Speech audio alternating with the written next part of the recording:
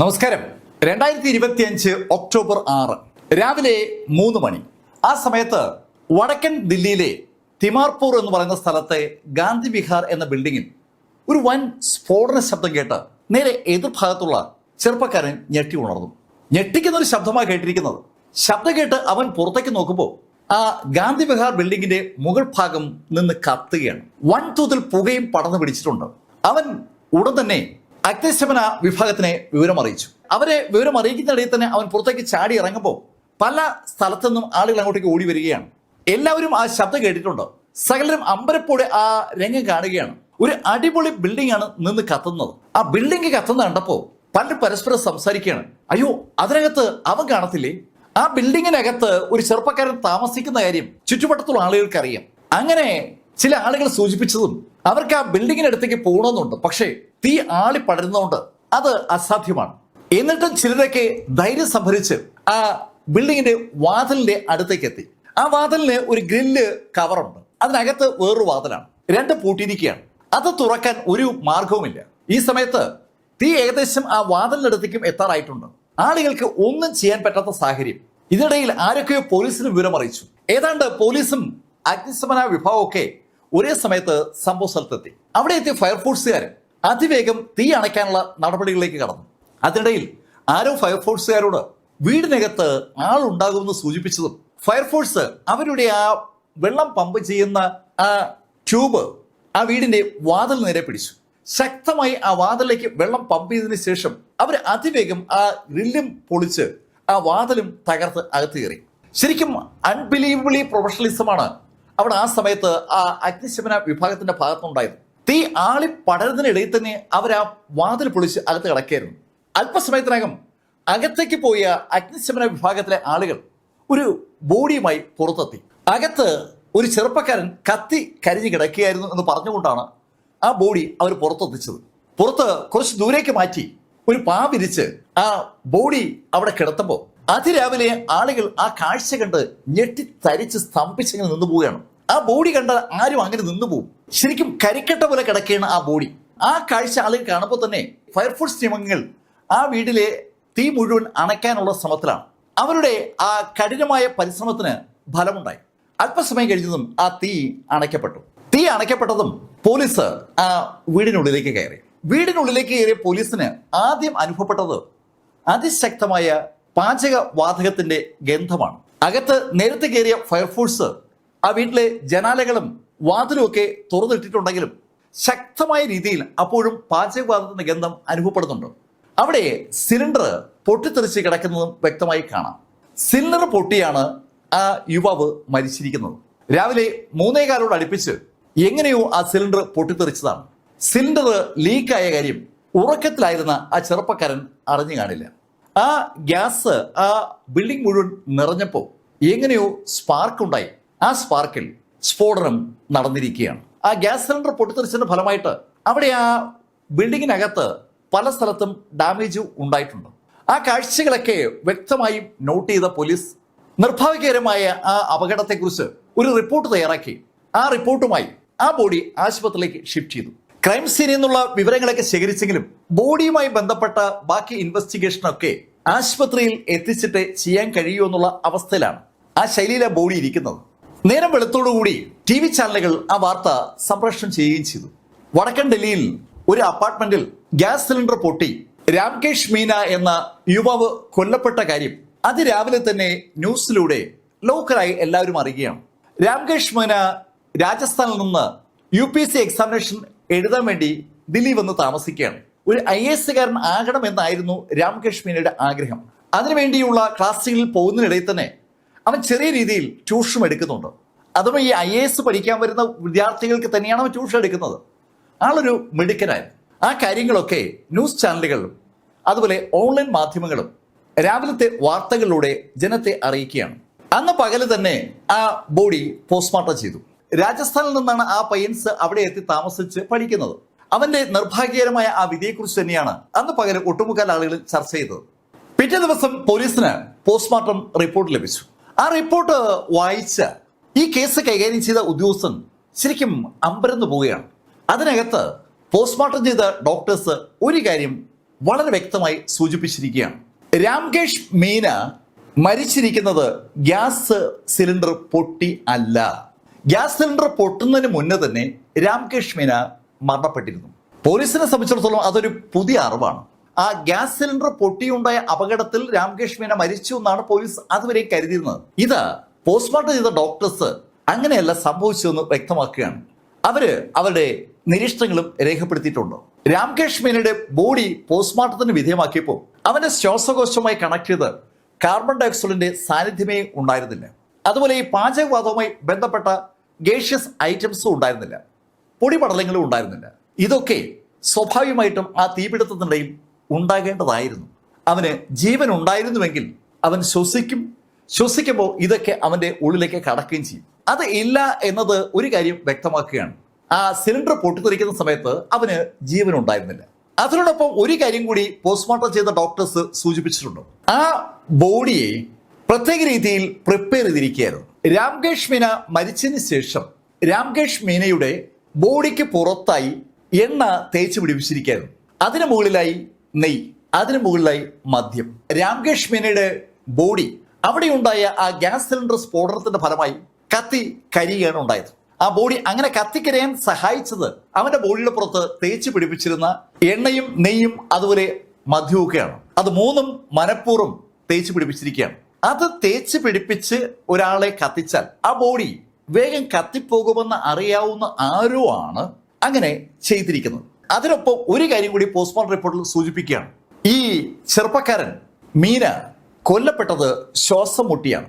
അവനെ കഴുത്ത് ഞെരിച്ച് അവനെ കൊന്നതിന് ശേഷമാണ് ഈ പറഞ്ഞ കലാപരിപാടികളെല്ലാം നടന്നിരിക്കുന്നത്.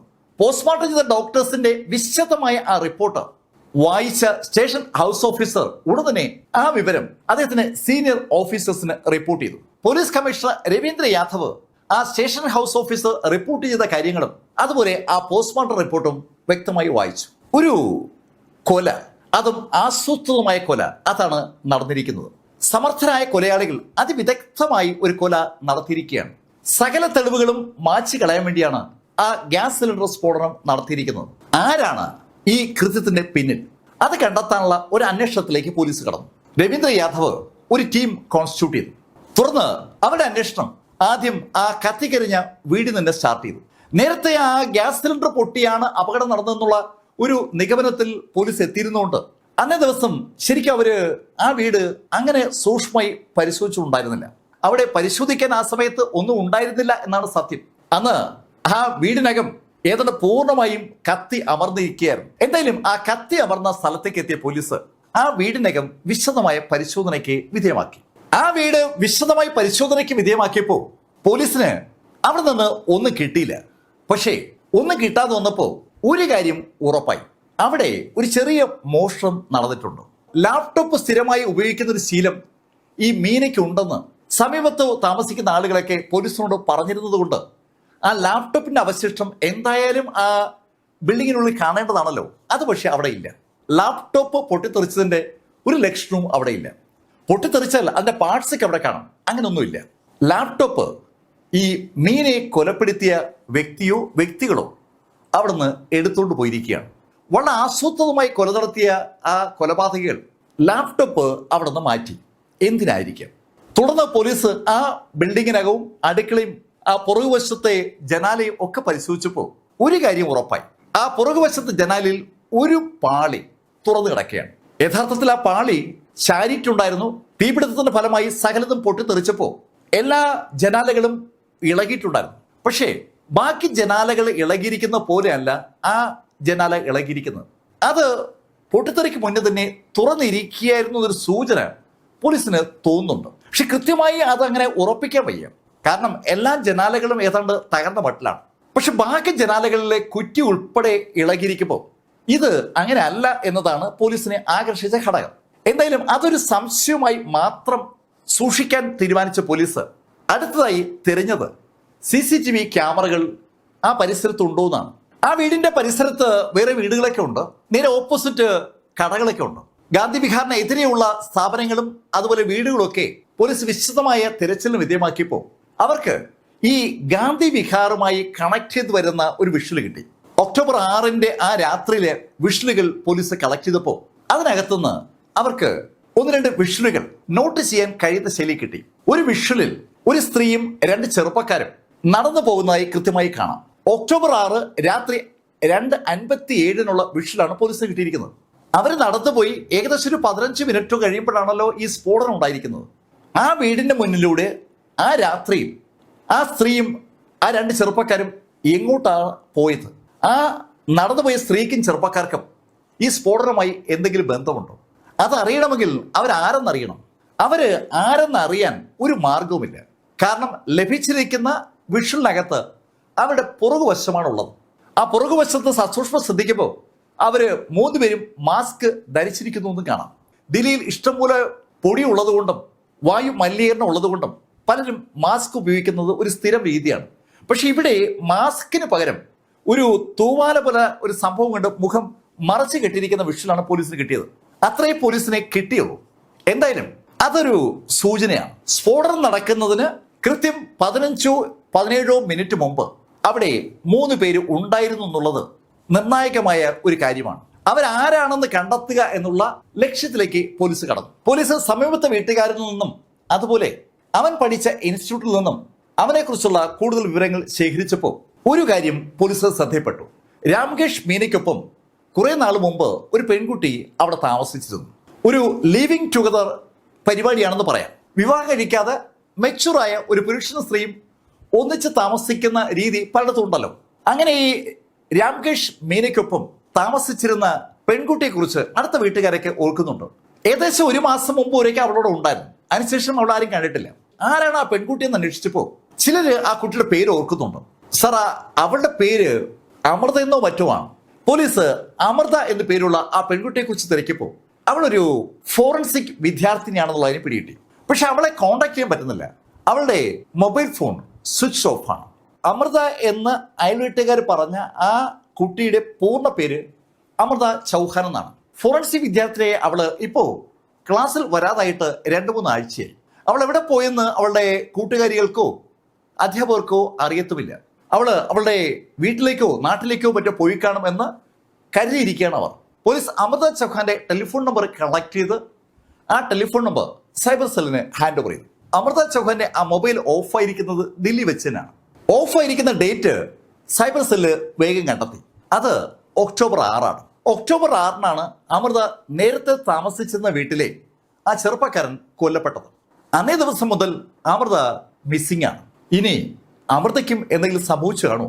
ആ ചോദ്യം അന്വേഷണ ഉദ്യോഗസ്ഥരുടെ ഇടയിലേക്ക് വന്നപ്പോൾ അന്വേഷണ ഉദ്യോഗസ്ഥർ അമൃത ചൗഹാനെ കുറിച്ച് വിശദമായ പഠനം ആരംഭിച്ചു. അമൃത ചൗഹാന്റെ ആ ടെലിഫോൺ നമ്പർ ഉപയോഗിച്ചുകൊണ്ട് അവളുടെ സോഷ്യൽ മീഡിയ അക്കൗണ്ടുകളും അതുപോലെ അവളുടെ സെർച്ച് ഹിസ്റ്ററി ഉൾപ്പെടെ പോലീസ് കളക്ട് ചെയ്യാണ്. ആ സെർച്ച് ഹിസ്റ്ററിയിലൂടെ അവരെങ്ങനെ കടന്നു പോകുമ്പോൾ വളരെ വളരെ രസകരമായ ചില സെർച്ച് ഐറ്റംസ് പോലീസിന്റെ ശ്രദ്ധയപ്പെട്ടു. അവരുടെ സെർച്ച് ഹിസ്റ്ററി കൂടുതലും ഈ ക്രൈം സ്റ്റോറീസ് പറയുന്ന ചാനലുകളുമായി കണക്റ്റഡ് ആണ്. നമ്മുടെ എം ലൈഫ് പോലുള്ള ചാനലുകൾ. അതിനു പുറമെ അത്തരത്തിലുള്ള വാർത്തകൾ ധാരാളമായി വായിക്കുകയും അത് പഠനവിധേയമാക്കുകയും ചെയ്യുന്ന ഒരു സ്വഭാവം അവൾക്കുണ്ടെന്ന് മനസ്സിലായി. അതിന്റെ കാരണം ഇപ്പോൾ പോലീസിന് അറിയാം. അവളൊരു ഫോറൻസിക് വിദ്യാർത്ഥിനിയാണ്. നാളെ അവള് ഫോറൻസിക് സയൻസുമായി ബന്ധപ്പെട്ടുകൊണ്ട് പോലീസ് ഡിപ്പാർട്ട്മെന്റിന്റെ ഭാഗമാകേണ്ട വിദ്യാർത്ഥിനിയാണ്. അതിനുള്ള തയ്യാറെടുപ്പ് എന്ന നിലയിൽ അവൾ ഇപ്പോഴേ ആ സ്റ്റോറീസ് ഒക്കെ കാണുന്നതാണ്.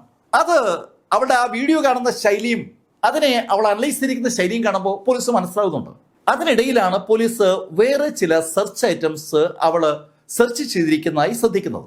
പല കാര്യങ്ങളും സെർച്ച് ചെയ്യുന്ന കൂട്ടത്തിൽ അവളുടെ ഒരു സെർച്ച് ഐറ്റം ഇങ്ങനെയാണ്: ഒരാളെ കൊല്ലാൻ എന്തൊക്കെ കാര്യങ്ങൾ ഉപയോഗിക്കാം? സ്വാഭാവികമായിട്ട് അത്തരൊരു ചോദ്യം ഇന്നിപ്പോ നമ്മള് AI ടൂളുകളോട് ചോദിച്ചാൽ ഒരുപാട് ഉത്തരങ്ങൾ കിട്ടുമല്ലോ. ആളെ കൊല്ലുന്നതിനായി ആളുകൾ ഉപയോഗിക്കുന്ന മാർഗങ്ങളൊക്കെ ഗൂഗിള് ലിസ്റ്റ് ഔട്ട് ചെയ്യും.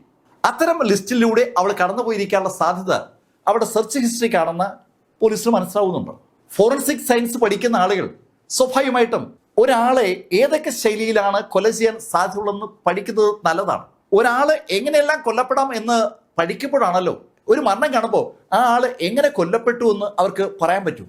അതുകൊണ്ട് അവളുടെ ആ സെർച്ചിൽ വലിയ അപാകതയൊന്നും പോലീസിന് തോന്നിയില്ല. ഫോറൻസിക് വിദഗ്ധയാകാൻ ശ്രമിക്കുന്ന ഏതൊരാളും നടത്താൻ കഴിയുന്നുള്ള സെർച്ചുകൾ തന്നെയാണ് അവിടെ നടത്തിയിരിക്കുന്നത്. അവരുടെ സെർച്ച് വിശേഷങ്ങളിലൂടെ തങ്ങൾക്ക് എന്തെങ്കിലും ക്ലൂ കിട്ടുമെന്ന് കരുതിയ പോലീസിന് അവിടെ നിന്നൊന്നും കിട്ടിയില്ല. അവര് പക്ഷേ അന്വേഷണം നിർത്താതെ ആ CCTV വിഷ്വലിന്റെ ബാക്കി ഏതെങ്കിലും CCTVയിൽ പതിഞ്ഞിട്ടുണ്ടോ എന്നുള്ള ഒരു അന്വേഷണം ആരംഭിച്ചു. പക്ഷെ കഷ്ടകാലത്തിന് വേറെ CCTVകളിൽ ഒന്നിലും ആ ഗാന്ധി വിഹാറിന്റെ മുന്നിൽ സ്ഫോടനം നടന്ന ബിൽഡിങ്ങിന് മുന്നിൽ കണ്ട ആ ആളുകൾ പിന്നീട് കടന്നു വന്നിട്ടില്ല. ആകെയുള്ള തെളിവ് അവർ നടക്കുന്നതാണ്.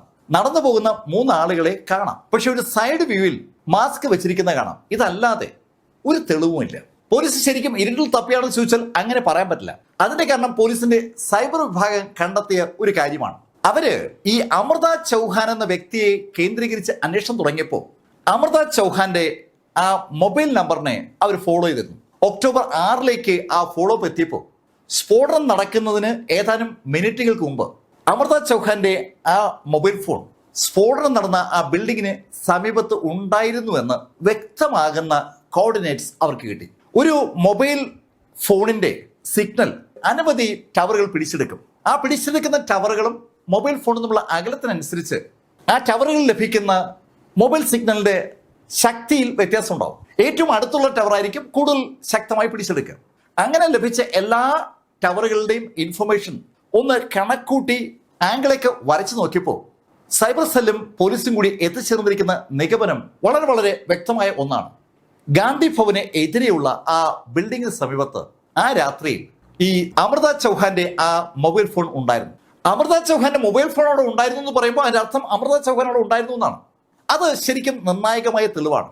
ആ പയ്യൻസ് മീന കൊല്ലപ്പെട്ട രാത്രിയിൽ അമൃത ആ ബിൽഡിങ്ങിൽ എത്തിയിരുന്നു. അതിനുശേഷം അമൃതയെ ആരും കണ്ടിട്ടില്ല. പോലീസ് അമൃതയെക്കുറിച്ചുള്ള എന്തെങ്കിലും ഇൻഫർമേഷൻ കിട്ടുമെന്നറിയാനായി സകല സ്ഥലത്തും അരിച്ചു പറക്കുന്നിടയിൽ സൈബർ സെൽ ഒരു കാര്യം റിപ്പോർട്ട് ചെയ്തു. സ്വിച്ച് ഓഫ് ആയിരുന്ന അമൃത ചൗഹാന്റെ ടെലിഫോൺ ആ ദില്ലിയിൽ ഒരു മാർക്കറ്റിൽ ഓൺ ആയിരിക്കുകയാണ്. നിമിഷ നേരം കൊണ്ട് ആ വിവരം ആ മാർക്കറ്റിന് സമീപത്തെ പോലീസ് സ്റ്റേഷനിൽ അറിയിക്കുന്നു. അവിടുന്ന് പോലീസ് അതിവേഗം മാർക്കറ്റിലേക്ക് പാഞ്ഞെത്തുന്നു.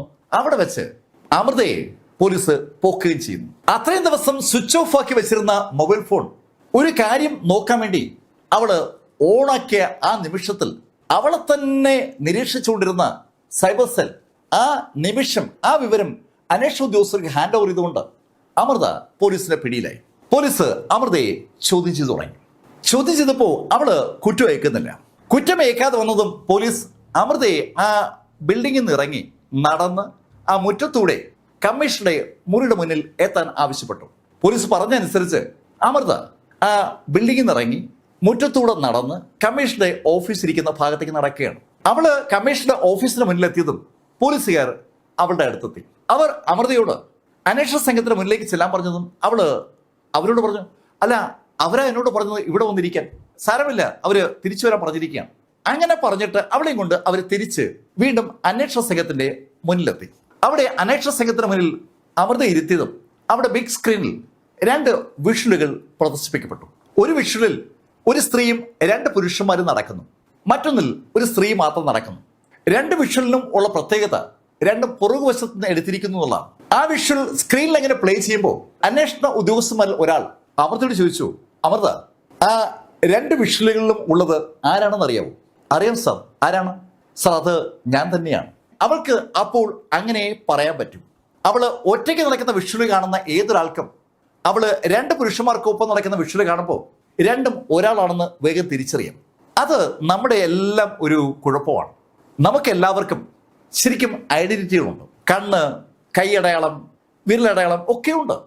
അതുപോലെ തന്നെയാണ് നമ്മുടെ നടത്തം. ഒരാളെ പോലെ വേറൊരാൾക്കും നടക്കാൻ പറ്റില്ല. സകല ആളുകളുടെയും നടത്തത്തിന് അവരുടേതായ ഒരു ഐഡന്റിറ്റി ഉണ്ട്. ആ ഐഡന്റിറ്റി പഠനം വലിയൊരു ശാസ്ത്ര ശാഖയാണ്. ഇവിടെ ഈ ദില്ലി പോലീസ് അക്ഷരാർത്ഥത്തിൽ ഉപയോഗിച്ചത് ആ ശാസ്ത്ര ശാഖയാണ്. അവർക്ക് ലഭിച്ച CCTV വിഷ്വലിൽ ഒരു സ്ത്രീ 2 പുരുഷന്മാർക്കൊപ്പം നടക്കുന്ന വിഷ്വലാണ് ഉള്ളത്. ബാക്ക് വശമേ ഉള്ളൂ.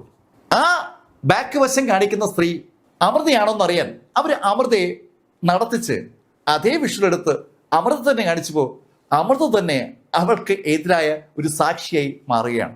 2 വിഷ്വലുകളിലും ഉള്ളത് താനാണെന്ന് അമൃത സമ്മതിച്ചതും അന്വേഷണ ഉദ്യോഗസ്ഥൻ അമൃതയോട് പറഞ്ഞു, അമൃത നീയും ആ 2 പുരുഷന്മാരുമുള്ള ആ വിഷ്വൽ എവിടെ നിന്ന് എപ്പോ ഞങ്ങൾ എടുത്താണെന്ന് നിനക്കറിയാമോ?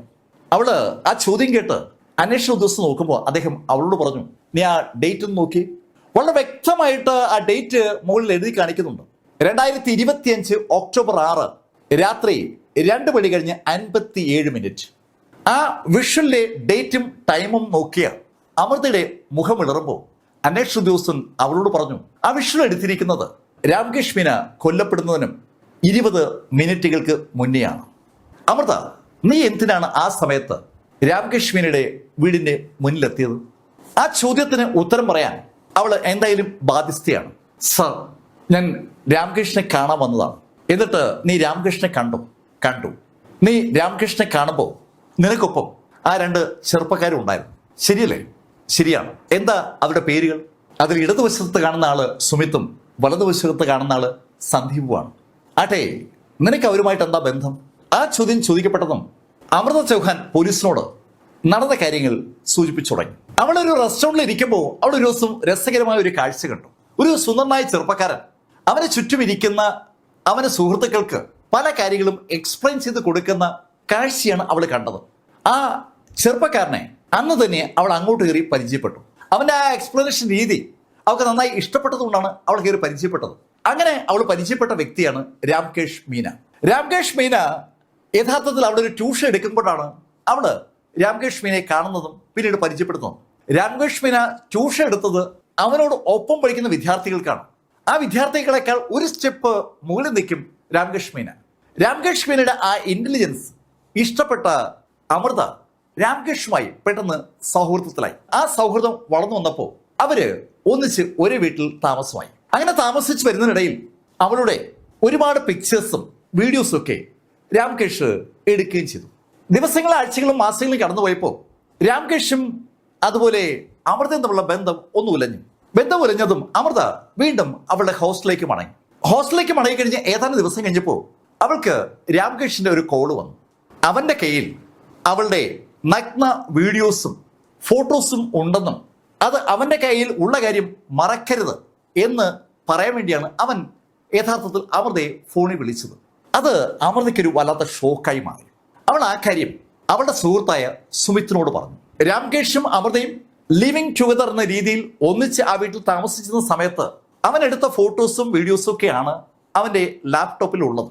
ആ വീഡിയോസും അതുപോലെ ഫോട്ടോസും ഒക്കെ നശിപ്പിച്ച് കളയാൻ അവനെ കണ്ട അമൃത ആവശ്യപ്പെട്ടെങ്കിലും അവനത് വിസമ്മതിച്ചു.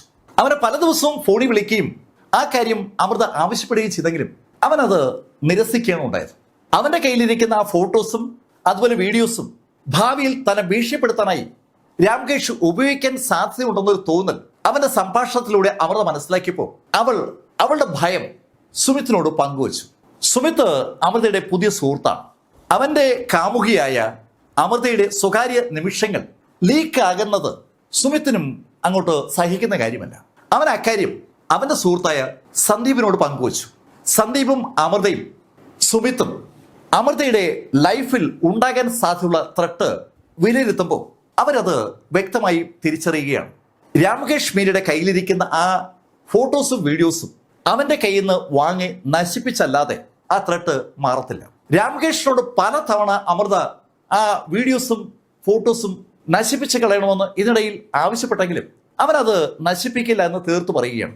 അവന്റെ സ്വഭാവത്തെക്കുറിച്ച് ഒരു ഏകദേശ ധാരണ അവനോടൊപ്പം താമസിക്കുന്ന സമയത്ത് തന്നെ അമൃത മനസ്സിലാക്കിയിട്ടുണ്ട്.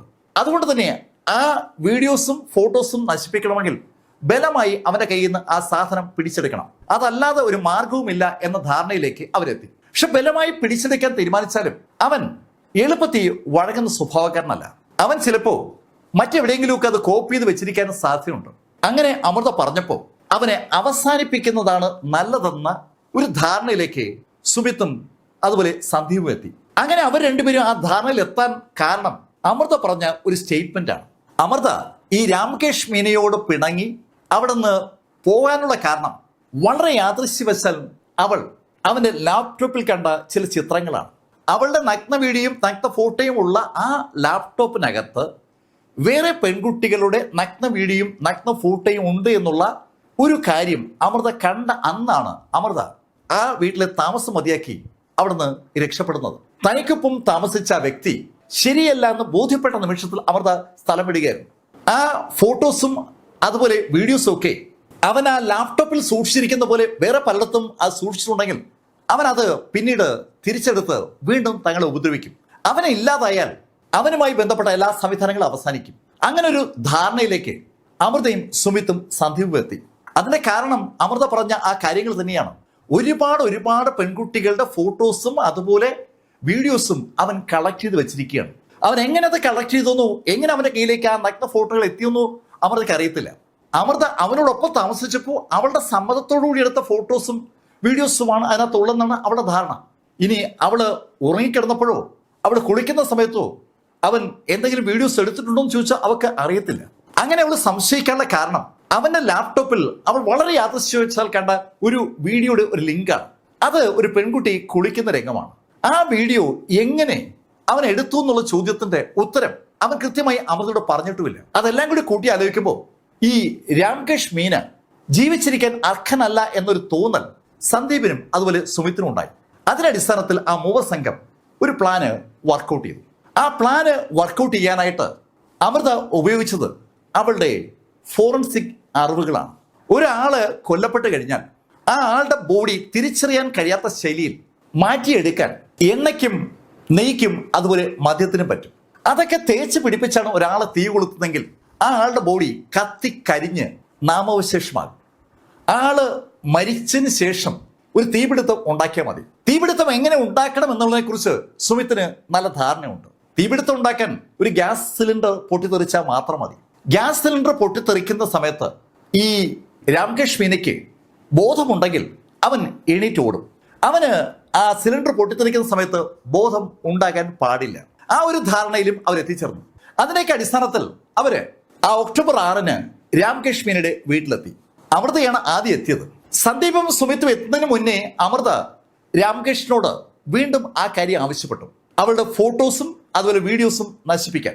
പക്ഷെ അവൻ വിസമ്മതിച്ചു എന്ന് മാത്രമല്ല അവൻ അമൃതയുടെ മുഖത്ത് വെക്കൊണ്ട് പറയുകയും ചെയ്തു, എനിക്ക് അതൊക്കെ നശിപ്പിച്ചാൽ പിന്നെ നിന്നെ അങ്ങനെ കാണുമെന്ന് തോന്നിയാൽ നീ വരുമോ?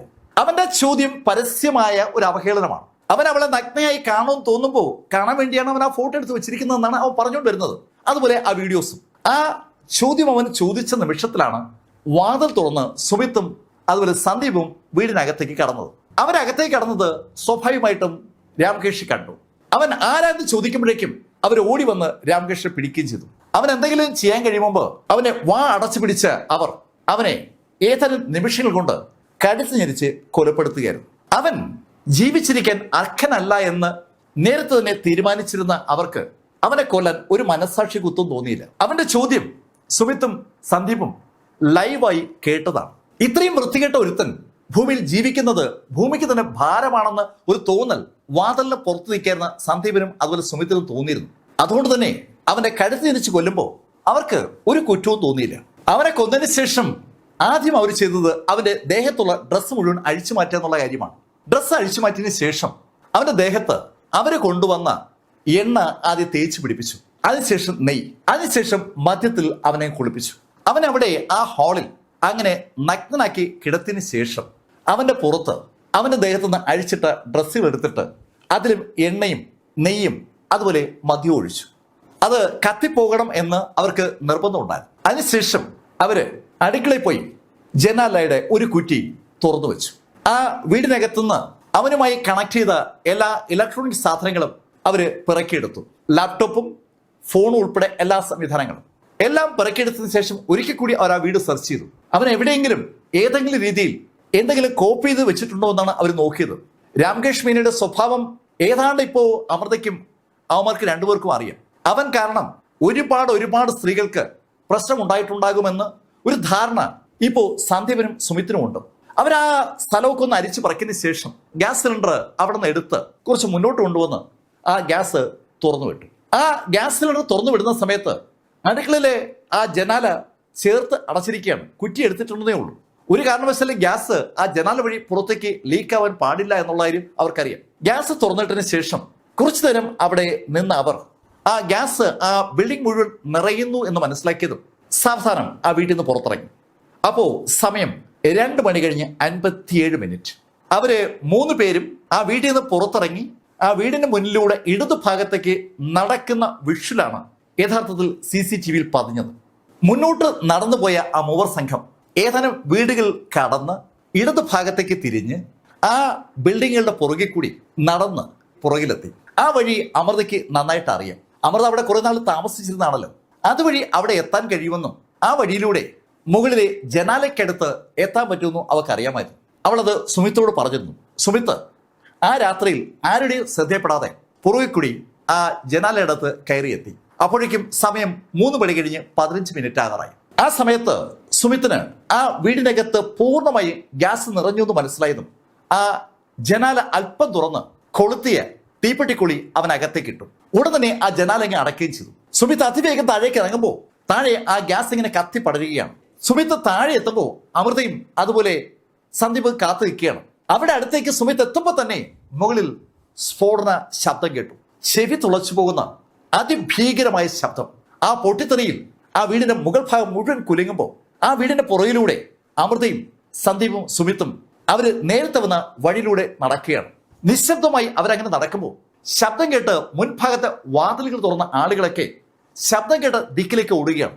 എല്ലാ ഭാഗത്തുനിന്ന് ആളുകൾ ഓടിക്കൂടുന്നതിനിടയിൽ ആ ആൾക്കൂട്ടത്തിന്റെ ഭാഗമായി മാറിയ അമൃതയും സന്ദീപും സുമിത്തും അവിടുന്ന് സാവധാനം അങ്ങ് പിന്മാറി. ഫയർ എഞ്ചിനും അതുപോലെ പോലീസും ഒക്കെ വരുമ്പോൾ യഥാർത്ഥത്തിൽ അവർ ആ പരിസരത്തൊക്കെ തന്നെ ഉണ്ടായിരുന്നു.